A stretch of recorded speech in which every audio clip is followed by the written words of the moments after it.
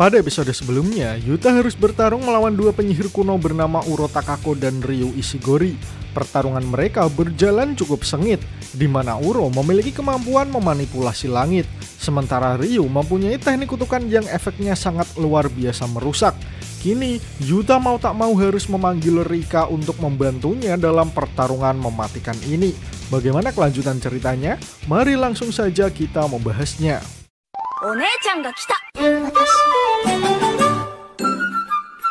Setelah Yuta menggunakan cincinnya dan memanggil Rika, kini Ryu dan Uro yang kaget karena tiba-tiba saja energi kutukan Yuta terisi penuh lagi seperti ia tidak pernah bertarung. Selain itu, mereka juga bingung dengan perkataan Yuta dengan perwujudan sempurna Rika. Sementara Rika sendiri menawari Yuta mau menggunakan senjata mana yang sudah ia simpan di tubuhnya. Sebagai informasi, setelah roh Rika mati di movie, saat ini Rika lebih seperti Shikigami Yuta. Dia bisa berguna sebagai penyimpanan eksternal teknik kutukan dan energi kutukan yang ditinggalkan Rika Orimoto saat dilepas.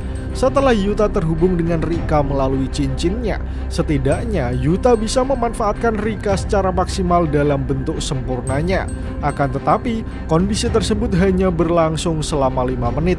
Sehingga saat ini Yuta tidak mau menyia-nyiakan waktunya dan langsung mengajak Rika untuk maju menyerang. Sedetik kemudian, Rika langsung bergerak untuk menyerang Uro Takako yang sudah bersiap menahan serangan Yuta. Ia berkata supaya Yuta tidak meremehkannya. Namun, Yuta bersama Rika adalah combo yang sangat luar biasa. Sehingga, tiba-tiba saja Yuta menggunakan course speech teknik yang biasanya digunakan Toge Inomaki. Melihat ada tanda taring dan ular, Uro sempat menutup telinganya. Namun, Yuta sudah terlanjur mengucapkan perintahnya, sehingga hal itu membuat Uro tidak bisa bergerak dan membuat Yuta serta Rika mempunyai kesempatan untuk menghajar Uro. Kini Yuta bersama Rika berhasil menghajar Uro habis-habisan. Mau tak mau, Uro menjadi samsak Yuta dan Rika. Sementara di sisi lain, Ryu hanya melihat dari kejauhan saat Uro dijadikan bulan-bulanan Yuta dan Rika. Setelah puas menghajar Uro, Yuta kemudian memerintahkan Rika untuk memfokuskan serangannya ke musuh yang satunya lagi. Ryu sendiri tersenyum senang dengan kemampuan yang Yuta miliki. Dia langsung menembakkan lasernya kembali. Namun di hadapan Rika, tembakan laser Ryu tidak menjadi ancaman berarti. Dengan satu gerakan sederhana, Rika langsung memecah tembakan laser tersebut sehingga Yuta tidak menderita efek apa-apa. Melihat tekniknya berhasil dipentalkan dengan begitu mudah, membuat Ryu berpikir bahwa memang kekuatan Rika sekuat Yuta itu sendiri. Namun meski begitu, Rika yang baru saja mementalkan laser Ryu tetap saja merasakan sakit. Tapi tiba-tiba, sebuah pukulan telak mendarat di pipi Ryu yang membuatnya tidak bisa mengelak. Pukulan tersebut berasal dari Rika sehingga membuat Ryu terpental ke udara yang sangat jauh. Tak berhenti sampai di sana. Setelah Ryu mendarat pun, Rika tetap bergerak untuk memberikan serangan susulan.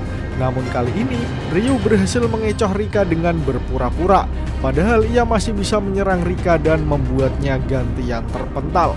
Ryu yang melihat Rika terpelanting ke sebuah bangunan mengatakan jika ia masih lapar, sehingga Ryu meminta Rika memberikan perlawanan yang lebih sengit karena Ryu akan melakukan makan besar kali ini.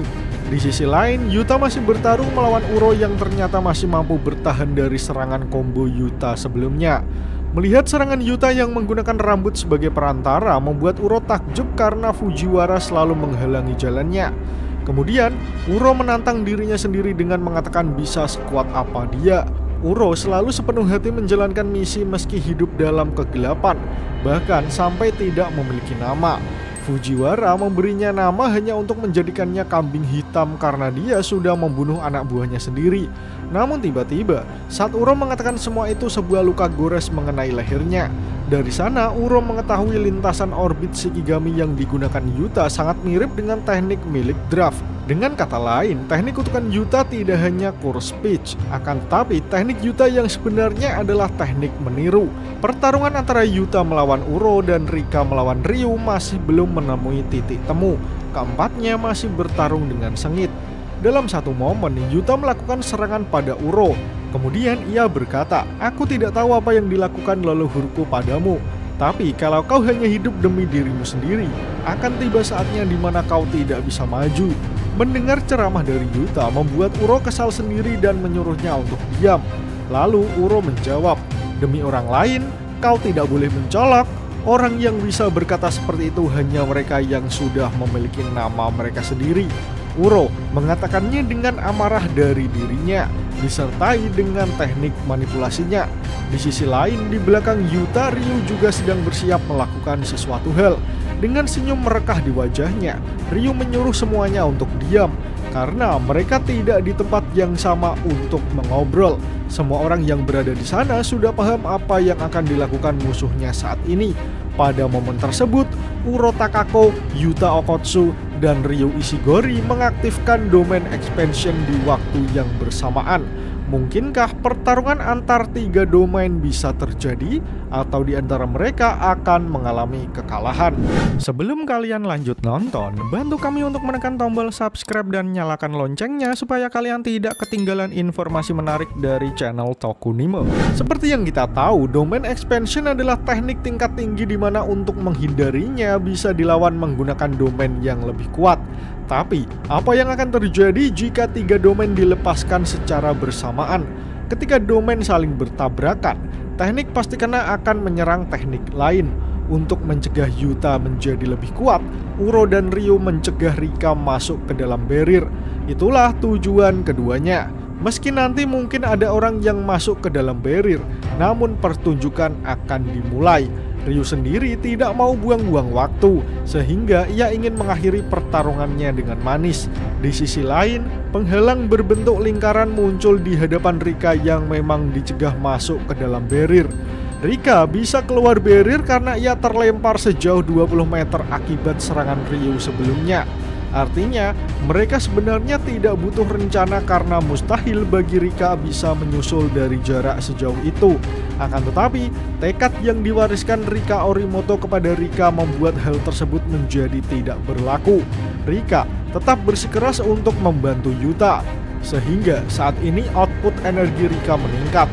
Namun saat itu, musuh yang tak diundang malah datang. Tiba-tiba saja muncul lagi kecoa Kuraurushi yang datang karena peningkatan energi Rika. Sebagai informasi, sebelum masa hibernasi, Kuraurushi berhasil bereproduksi dengan cara parthenogenesis. Ketika induknya mati, energi kutukan dari ketakutan seluruh warga Jepang mengalir ke tubuh anak-anaknya. Sehingga, meski Kuraurushi sudah mati, roh terkutuk Kuraurushi masih akan terus ada. Tapi ada hal yang lebih rumit dari pertarungan 2 domain expansion, yakni pertarungan antara 3 domain. Karena perbedaan syarat agar pengguna bisa membuat barrier dan juga pengaruh tak terduga dari pihak luar, membuat barrier yang ingin mereka ciptakan malah hancur. Kini pertarungan mereka menjadi lebih rumit karena tiba-tiba saja ada roh kutukan Kuraurushi di tengah-tengah mereka. Ketika Uro mengalihkan perhatiannya kepada Kuraurushi sebagai musuh yang tak terduga, Yuta langsung melihat hal tersebut sebagai kesempatan dan langsung menghajarnya dari belakang. Hal tersebut membuat Uro sampai terlempar dengan sangat keras. Tidak berhenti sampai di sana, Kuraurushi menggunakan cairan pedangnya ke arah lengan Uro, sehingga lengan Uro langsung muncul parasit yang menjerit hidup di tangannya. Melihat hal itu, Rika langsung merespon dengan cepat dan memutuskan tangan Uro lalu melemparkannya. Melihat tindakan yang dilakukan Yuta membuat Ryu menilai jika lelaki itu memang tidak setengah-setengah dalam pertarungan ini. Meski Uro bisa menggunakan kutukan pembalik, ia tidak akan bisa menyembuhkan lengannya yang terpotong.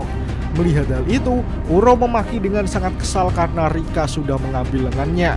Dengan kemarahannya, Uro meneriakkan nama Fujiwara dengan sangat keras. Akan tetapi, Ryu berkata pada Uro, "Sudah cukup Uro, kau tidak diundang untuk makan." Sesaat setelah itu, Ryu melakukan pelepasan energi kutukan. Tembakan Granite Blast langsung mengincar Uro Takako yang tidak bisa menghindar. Kini kondisi Uro sudah memprihatinkan. Nampaknya dia adalah orang pertama yang kalah dalam pertarungan ini. Karena hanya Ryu saja yang bisa mengeluarkan energi kutukan dalam jumlah sama, entah dia memakai teknik kutukan atau tidak. Di sisi lain, badan roh terkutuk Kuraurushi juga terbakar hangus sebagian setelah terkena efek teknik kutukan Granite Blast yang dilepaskan Ryu. Namun sedetik kemudian, Yuta muncul dan langsung menghabisi roh terkutuk tersebut dengan sangat mudah. Rika berada di belakang Yuta yang berjalan menghampiri Ryu Ishiguro. Melihat kemampuan Yuta yang begitu mengagumkan, Ryu menantang Yuta untuk menghampirinya. Karena menurut Ryu sendiri, hidangan pertarungan yang sebenarnya sudah siap. Kini Ryu dan Yuta akan berhadapan tanpa gangguan pihak lain. Ryu menilai jika teknik kutukan Yuta masih belum pulih. Oleh karena itu, Ryu menilai jika ia masih bisa menang dalam pertarungan ini. Namun yang belum Ryu pahami dengan benar adalah fakta bahwa Yuta memiliki Rika meski kemampuan terbaiknya terbatas waktu. Pertarungan ronde kedua akan dimulai, namun sialnya chapter pun berakhir. Nah, bagaimana menurut kalian teman-teman? Semoga episode ini dapat menghibur kalian semua ya. Akhir kata, terima kasih sudah menonton video ini hingga akhir. Sampai jumpa di episode selanjutnya.